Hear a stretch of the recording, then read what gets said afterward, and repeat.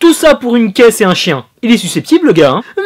Mais celui-là, nous fonçons à toute vitesse pour John Wick Parabellum. Si tu veux la paix, prépare la guerre. Pour ce chapitre 3, cette trilogie tant attendue. Et foncez, c'est le cas de le dire. Car mon pote, ce film, dès son trailer, j'ai coché la date sur mon calendrier. Pour moi, c'était jour férié. Donc à la première heure de la première séance, à 9h pile, j'étais installé dans ma salle de cinéma. Et la salle était blindée en plus. Sincèrement, John Wick, c'est une expérience à vivre en salle. Même si j'ai un peu foutu le bordel. Parce que à cette heure-là, en général, c'est les vieux. Donc UGC, Châtelet-Léal, pardonne-moi. Mais c'est John Wick, bordel. On peut pas rester insensible à ce qui se passe sur l'écran. T'es obligé de gueuler, et crier et rigoler. Car cette franchise repousse encore ses limites. Sa petite sœur séquelle était une véritable confirmation qu'on avait affaire à un client sérieux des blockbusters d'action. Et il teasait l'arrivée d'un univers beaucoup plus étendu auquel on pensait à première vue. Et le 3, j'étais en confiance, mais quelque part j'ai flippé un peu qu'il se mange en pleine face le syndrome Blade Trinity. Bah ouais, Blade c'était de la bombe jusqu'au 2, et le 3 c'était vraiment très difficile. Blade. Ready to die. I was born ready, motherfucker. Et il est tellement sûr de sa force qu'avec ce 3e chapitre, il enfonce le clou, ou devrais-je dire les chlasses, encore plus profondément, car celui-ci est encore plus fou, plus extrême, plus dense au niveau de son univers, et ne recule devant rien. Mon pote, c'est trop. On tourne la page du 2, où on avait laissé notre John National, blessé, mal en point, dans un marasme profond, car il était excommunicado, excommunié. Il va devoir se farcir tous les hitman de New York sur les côtes, avec une prime de 14 millions de dollars sur le dos. Un peu moins que le salaire de Mbappé, qui réclame plus de responsabilité. Va te faire aimer, enfoiré.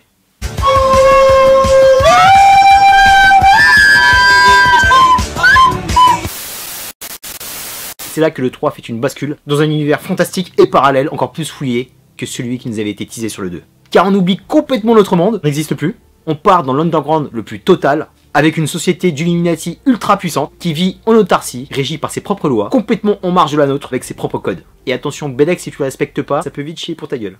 La mythologie est densifiée, on a encore plus de pièces que le premier. La haute table qui sont les big boss, les sanctuaires, tous les groupes d'assassins affiliés comme celui de Lawrence Fishburne. Et c'est là qu'on comprend, encore plus que dans les autres, que John, c'est le Cristiano Ronaldo et Messi, qu'est-ce que j'ai avec le football moi, de cette ligue d'assassins. C'est le number one, et le mec est une véritable légende, que tout le monde veut se farcir. Parce que c'est un vrai challenge pour eux, en gros s'ils butent le roi de la jungle, ce sera eux les number one. En plus de la prime, tout le monde est motivé pour se le faire. John va avoir du pain sur la planche. Et c'est super bien amené, avec cette scène compte à rebours, où John se retrouve dans New York, il court sous la pluie, il y a un super plan sur Times Square, c'est de la folie, il y a de la tension partout, et encore pire que dans la fin du 2, c'est là que tu vois que New York est blindé d'assassins, il y en a partout, dans chaque recoin, dans chaque mur, les mecs sont là en train de le mater pour se faire le meilleur d'entre eux. Ils ont étendu l'univers en lui donnant une véritable mythologie, avec de vrais surhommes et de vraies surfemmes. Parce que les meufs aussi, elles y vont, hein. Plus, quand tu vois la gueule de John et quand tu vois que c'est New York, t'es obligé de faire un parallèle avec The Warriors, dont j'ai parlé sur la chaîne. On voit pas le visage de la meuf qui parle, ça me fait penser à la nana qui était dans la radio, qui narrait ce qui se passait, et tu penses à ce mec esselé contre une ville entière qui veut la battre. Et franchement, avec cette ambiance, jusqu'à la première scène de fight, il doit avoir quoi, 3-4 minutes, et quand t'arrives à la New York Library, que je te conseille de visiter au passage, c'est parti pour un fight book what the fuck, c'est un truc de fou.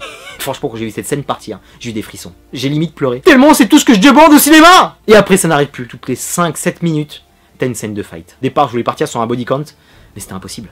Ça allait trop vite. Les enfers se sont déchaînés sur l'écran de cinéma.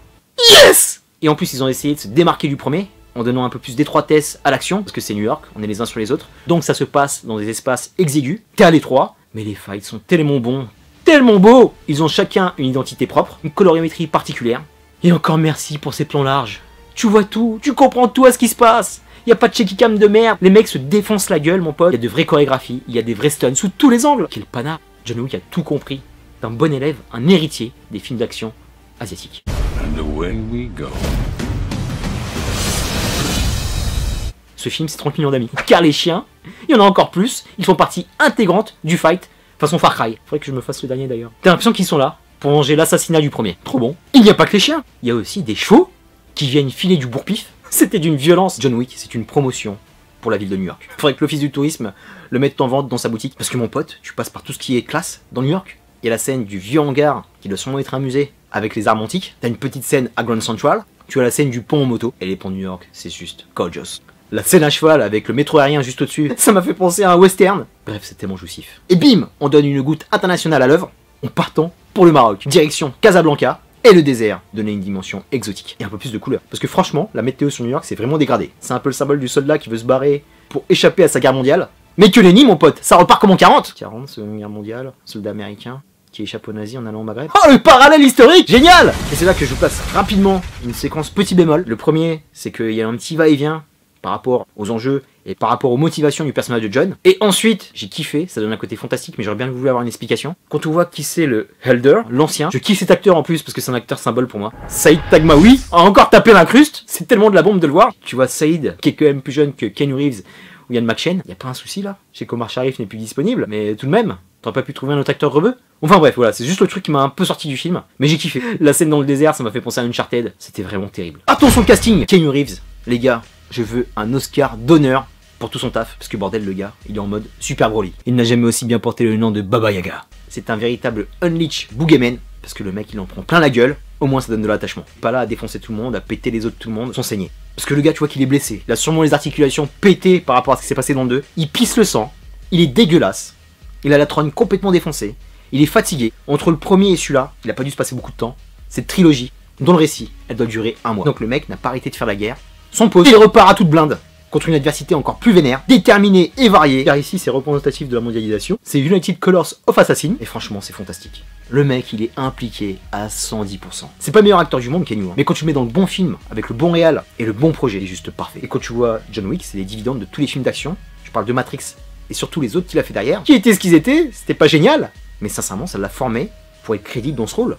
Parce que le mec n'a fait que s'entraîner. Jiu-Jitsu, le mec arme à la main. Je pense que c'est un des meilleurs du game. Arme lourde, pistolet, schlass. Et tu vois qu'il est en totale progression parce qu'il est encore plus fort, plus précis. C'est un mec qui est passionné de son métier. Et c'est un mec, je pense, qui est passionné du combat. J'aimerais pas m'y frotter. Et là, franchement, c'est de la torture. Encore plus que dans les premiers. Encore plus d'épaisseur par rapport à son personnage. On en apprend un peu plus sur ses origines. Là où il a été formé. Pour ne pas faire un préquel, s'il vous plaît. Et pour nous donner encore plus d'affection pour lui. Il y a de très belles séquences d'émotion dans le désert où il se confie. Et aussi avec Alberi qui était vraiment mortel. Transition charme toute trouvée. Parlons d'Alberi. Alors cette nana, elle a flirté beaucoup avec le cinéma d'action. Sans jamais conclure. Je pense à James Bond, Opération Espadon, ou le très malaisant Catwoman, bordel ce film. Mais alors là, la meuf est incroyable. C'est le pendant féminin de John. Tu vois qu'elle s'est entraînée, tu vois qu'elle est crédible. Qu'est-ce qu'elle défonce, bordel. Elle est charismatique, elle est énervée. Et sincèrement, s'il y a un spin-off, c'est pour elle. Sur le peu de scènes qu'elle a, tu vois qu'elle a un background, tu vois qu'elle a une motivation. Elle est sans pitié. Franchement, Al, je te félicite. T'as été phénoménal, donc c'est plus que validé, ma belle. Et cerise sur le gâteau, un de mes acteurs préférés. Même s'il a fait très peu dans sa carrière où il a été mal dirigé. Ils ont déterré le Crying Freeman, Mark Dacascos. C'est un kiff de le voir ici. Non seulement il est très fort physiquement, il est encore super beau gosse. Et c'est lui le comic relief, parce que tu vois que c'est un chef cuistot qui dirige une ligue d'assassins ninja. Il a les meilleurs punchlines. Dès qu'il se frite, qu'est-ce qu'il bouffe l'écran. T'es perdu dans l'abîme, direct ou DVD. Il aurait pu faire beaucoup plus. Franchement, il aurait pu être facilement à la hauteur des Donnie Yen et des Jet Li.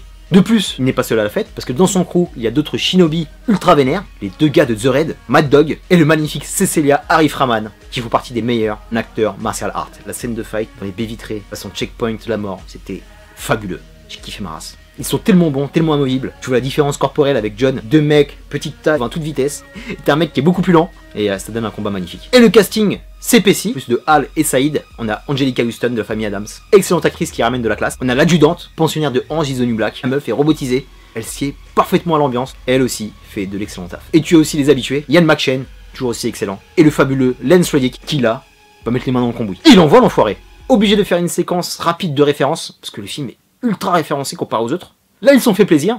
T'as la scène de la bibliothèque où ils passent devant un livre. Le livre se prénomme Ninja. Ensuite, petite référence à Rocky, si tu es fan de la saga. Les mecs qui sont sur les marches de la bibliothèque sont en train de chanter Take You Back de Frank Stallone, qui était dans la saga Rocky dans le premier. Take You Back, take you back. Quelle magnifique voix, Rebeu.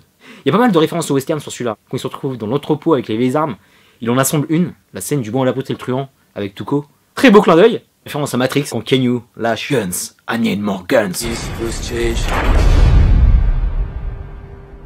Holy shit.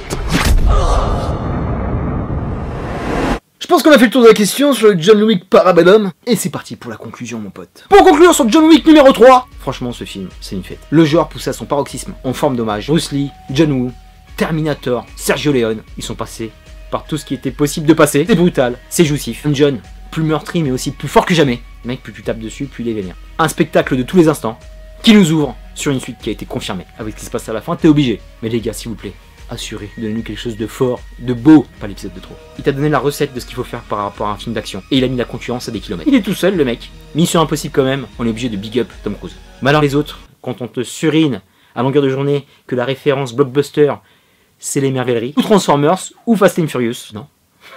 Non. Les producteurs, les réalisateurs, les scénaristes, allez voir John Wick et prenez des notes.